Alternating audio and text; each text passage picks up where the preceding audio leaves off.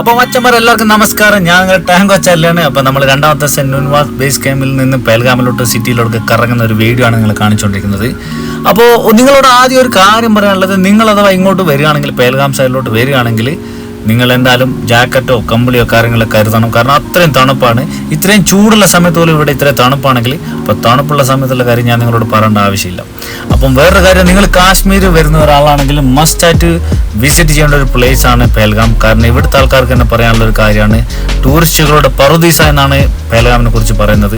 അത്രയും സുന്ദരമായ സൂപ്പറായിട്ടുള്ള സ്ഥലങ്ങളാണ്. അപ്പോൾ നിങ്ങൾ മസ്റ്റായിട്ട് വരികയാണെങ്കിൽ ഇവിടെ എന്തായാലും മസ്റ്റായിട്ട് വിസിറ്റ് ചെയ്യണം. അപ്പം നമ്മളിപ്പോൾ ടൗണിലോട്ട് ഇറങ്ങിയത് തന്നെ നമ്മൾ ഹെലികോപ്റ്ററിൻ്റെ സർവീസിൽ നിന്ന് കേട്ടായിരുന്നു. അമർനാഥ് യാത്രയ്ക്ക് പോകുന്ന ആൾക്കാർക്ക് നുൻവാദ് ബേസ് ക്യാമ്പിൽ നിന്ന് നമ്മൾ അമർനാഥ് യാത്ര വരെ ഹെലികോപ്റ്ററിലേക്ക് ഒരു സർവീസ് ഉണ്ടായിരുന്നു. അപ്പോൾ അതിൻ്റെ ചാർജും കാര്യങ്ങളും 10,000 രൂപ എങ്ങനെയാണ് അപ്പ് ആൻഡ് ഡൗൺ. അപ്പോൾ നമ്മൾ ആ വ്യൂവും കാര്യങ്ങളൊക്കെ നമ്മൾ പോകാനൊന്നും ഉദ്ദേശിക്കുന്നില്ല, നമ്മൾ ചുമ്മാ കാണാൻ വേണ്ടി പോവുകയായിരുന്നു. അപ്പോൾ അവിടെ ചെന്നപ്പോൾ ആ പോകുന്ന വഴിയുള്ള കാര്യങ്ങളൊക്കെയാണ് നിങ്ങളെ കാണിച്ചുകൊണ്ടിരിക്കുന്നത്. അവിടെ നിന്ന് കുറച്ച് പോകാനുണ്ട്. അപ്പോൾ നമ്മൾ വണ്ടിയിൽ ഡ്രൈവറൊക്കെ വിളിച്ച് നമ്മളൊക്കെ ഇങ്ങനെ അടിപൊളിയായിട്ട് പോവുമായിരുന്നു. അപ്പോൾ നിങ്ങളിപ്പോൾ കണ്ടുകൊണ്ടിരിക്കുന്ന ആ ഹെലികോപ്റ്ററിൻ്റെ ഒരു വ്യൂ ആണ്. അപ്പോൾ ഇവിടുന്ന് അങ്ങോട്ടേക്ക് അമർനാഥ് യാത്രയിലേക്ക് പോകുന്ന ഒരു വ്യൂ ആണ്. അപ്പോൾ ലിഡാർ നദി ക്രോസ് ചെയ്തിട്ടാണ് അത് പോകുന്നത്. അപ്പോൾ ലിഡാർ നദീനെ കുറിച്ച് ഞാൻ മുന്നേ വീഡിയോ ചെയ്തായിരുന്നു. അപ്പോൾ അത്രയും സൂപ്പറായിരുന്നു. അപ്പോൾ നമ്മൾ അവിടെയൊക്കെ കറങ്ങി, അവിടെയൊക്കെ ഇങ്ങനെ ചുറ്റുപാടും നല്ല അടിപൊളി ക്ലൈമറ്റും കാര്യങ്ങളും തണുപ്പൊക്കെ ആയിരുന്നു.